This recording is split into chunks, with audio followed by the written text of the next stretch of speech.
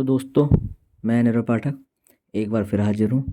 आज मैं आपको बताऊंगा जेडीके क्या होता है और जेआरई क्या होता है और जेवीएम क्या होता है। ठीक है दोस्तों,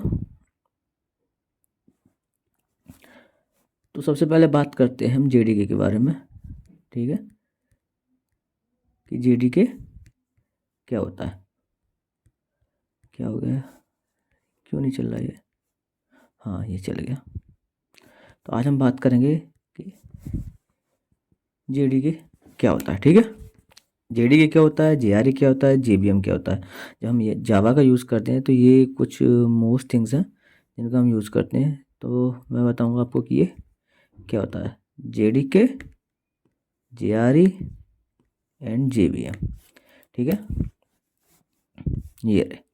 तो सर, सबसे पहले हम बात करेंगे जेडीके के बारे में, जेडीके होता क्या है। ठीक है, तो JDK stands for Java development kit.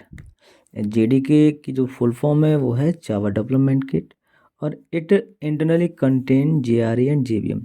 JDK जो होता है, जब हम जावा का सॉफ्टवेयर डाउनलोड करते हैं, जो जेडीके डाउनलोड करते हैं, तो उसके अंदर ये दोनों पहले से ही होते हैं, जेआरई एंड जेबीएम।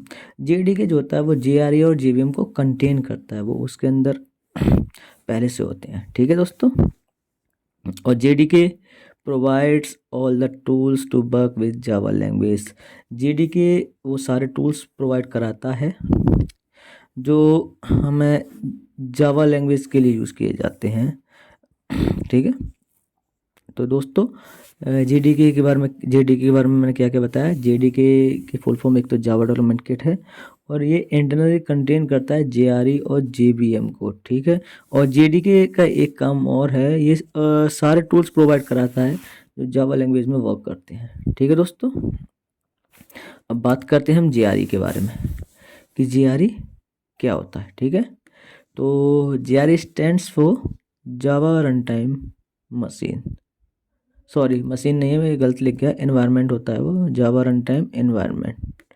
ठीक है दोस्तों, जावा रन टाइम एनवायरनमेंट, इसका मतलब क्या होता है कि it provide an environment to execute the Java program.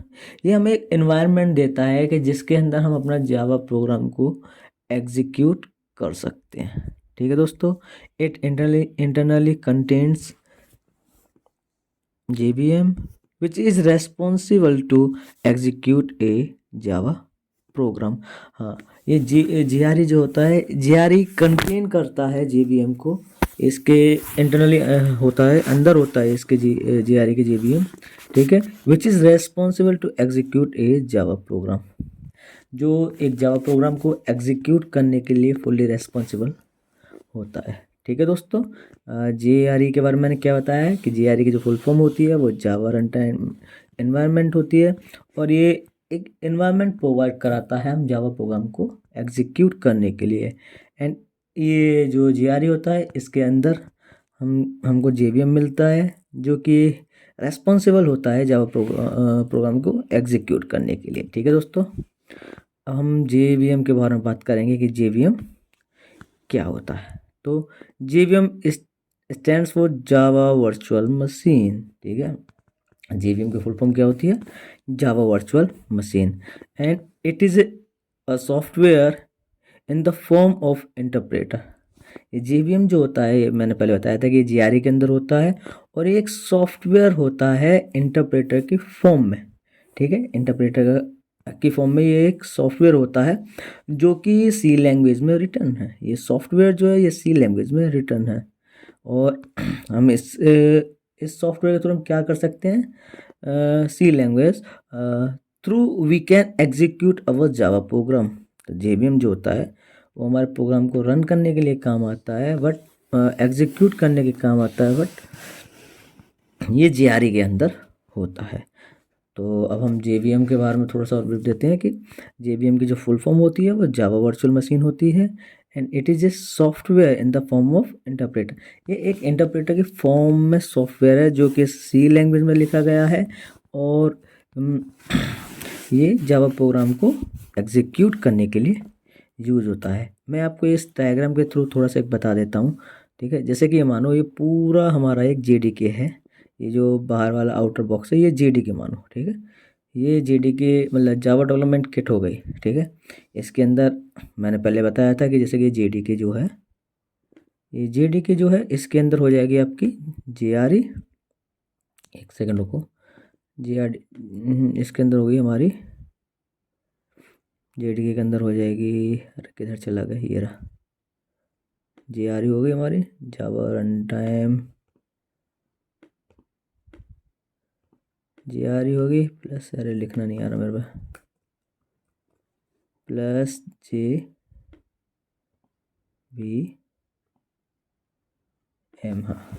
तो जीडी के अंदर क्या क्या होता है, जेआरई और जेवीएम दोनों होता है। लेकिन मैं जेवीएम के लिए एक चीज़ और बताऊंगा, जेवीएम के साथ साथ कुछ लाइब्रेरी क्लासेस होती हैं ठीक है, हाँ।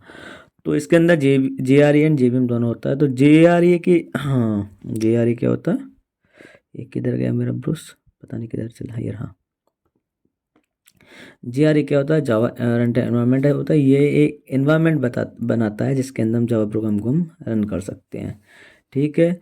और जो जावा प्रोग्राम जो रन होता है वो जेआरई के अंदर रन होता है, क्योंकि जेडीके का जो कंपाइलर होता है, जेडीके का जो कंपाइलर होता है वो उसे कंपाइल करके एक इंट कंपाइल करके उसका एक वाइट कोड बना देता है, जो कि जेआरई का काम होता है वाइट कोड को रन करना, ठीक है।